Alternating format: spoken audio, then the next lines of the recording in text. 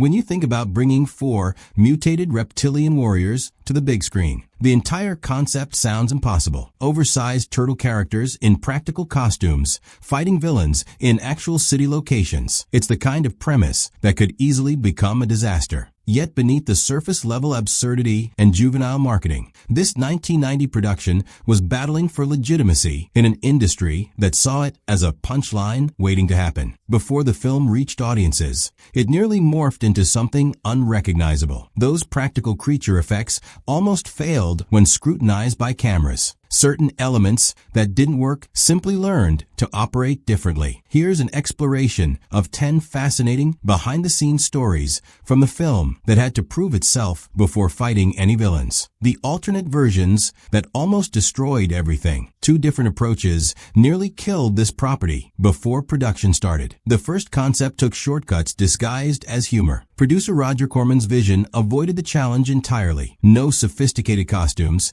simply stand-up performers with green makeup and plastic accessories. Names like Sam Kinison, Gallagher, Bobcat Goldthwait, and Billy Crystal floated around. Comedians who would remain themselves while the characters became vehicles for their personas. Another early screenplay warped them into exploitation territory with rated-R shock value and one notorious sequence, a combat scene featuring partially unclothed religious figures on roller skates. The sole reason the 1990 production exists as a legitimate film comes down to the creator's refusal to compromise. Kevin Eastman and Peter Laird blocked both approaches until the only remaining option treated these characters as legitimate protagonists with emotional weight. The Studio Rejection Tour. By the late 1980s, this property had conquered multiple markets: animated television, merchandise, children repeating catchphrases constantly. Inside executive boardrooms, it appeared like a potential catastrophe. Studio executives carried fresh wounds. Howard the Duck had demonstrated how creature-focused expensive concepts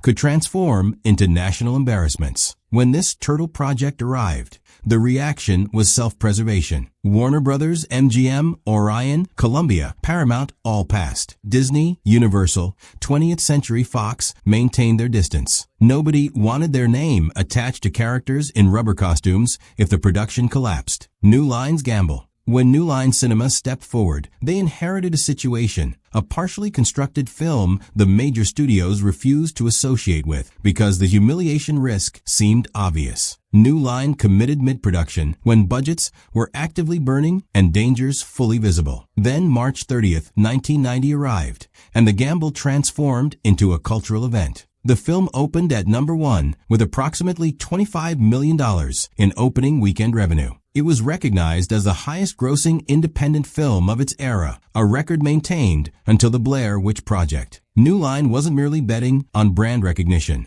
They were betting on a technical illusion that had to function in close-up shots without ever appearing artificial, building believable creatures. Jim Henson's Creature Shop approached construction like creating a new biological species. More than 126 working days, approximately 4.5 months of fabrication. Construction began with fiberglass forms reshaped using clay, then cast in foam rubber latex, so the skin could flex without losing detail. The complete hero costumes weighed around 70 pounds. Every take became an endurance test. That pressure forced a practical solution: 2 costume systems for each turtle. Lighter stunt versions for action sequences, heavy hero versions for dialogue and close-ups. Each turtle was coordinated collaboration. An actor inside carrying the physical body, while a separate crew off-camera controlled facial expressions and timing. Manufacturing, New York. The film sells you a city that feels too specific to be fabricated,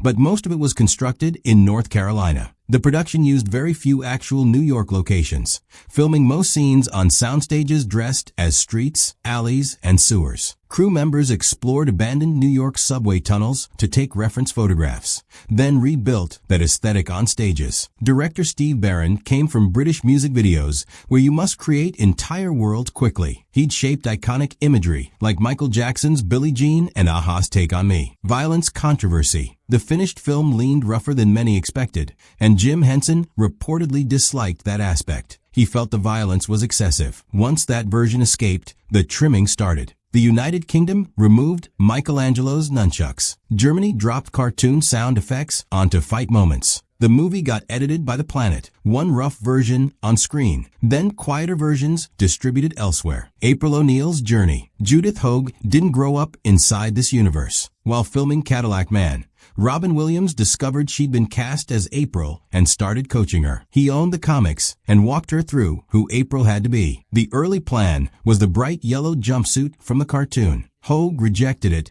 because it didn't read like a working journalist. The jumpsuit got dropped. Hoag clashed with production over the film's violence and brutal 6-day work weeks. By the sequel, April was recast. The voice cast economics. Brian Tochi gave Leonardo steady control. Josh Pius voiced and performed Raphael. Robbie Rist brought Michelangelo's looseness. Then Corey Feldman stepped in as Donatello. Feldman was paid $1,500 total, basically Screen Actors Guild minimum, for a few days of work. The producers sold the film as a low-expectation movie. He assumed if it broke out, upside would appear later. The film earned roughly $202 million on a $13.5 million budget, and Feldman saw no bonus because he had no profit participation. When he returned for the third film, the pay was reportedly still the same token amount. Animatronic nightmares. Those turtle faces were machines. A puppeteer wore a head-mounted rig and performed dialogue with their own mouth and jaw. That movement transmitted live into the turtle head. Other operators controlled brows, eyes, expression through radio controls. Sometimes a face would freeze mid-scene. Sometimes it would twitch from interference. Much of the shoot happened near a busy military airport. When planes passed overhead, stray signals could crash into the turtle electronics. During the park fight, when Casey Jones vaults Raphael into a trash can,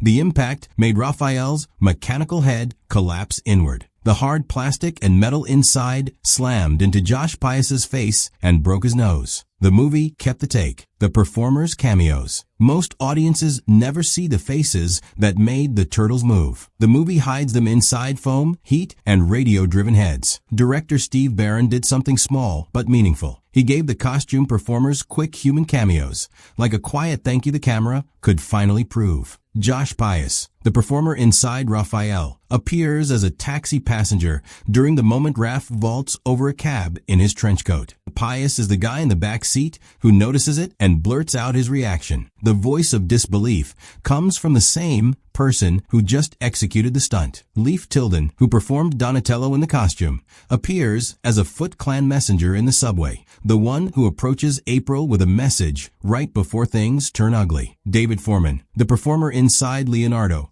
pops up as a street gang member during Casey Jones's fight with Tatsu in the Foot hideout, getting his own split second of real impact as a human. They spend the movie buried inside the illusion. Then they get one blink on camera to prove they were always there. The quiet miracle. That's the understated miracle of this 1990 production. It didn't win by being safe. It won by refusing to be a joke, a risky concept in heavy costumes, shot like it had something to prove. The film succeeded not through compromise, but through commitment to the illusion that these characters were real enough to matter. Some movies don't just age, they settle into you, like the sound of rain in an alley and a sewer lid closing somewhere nearby.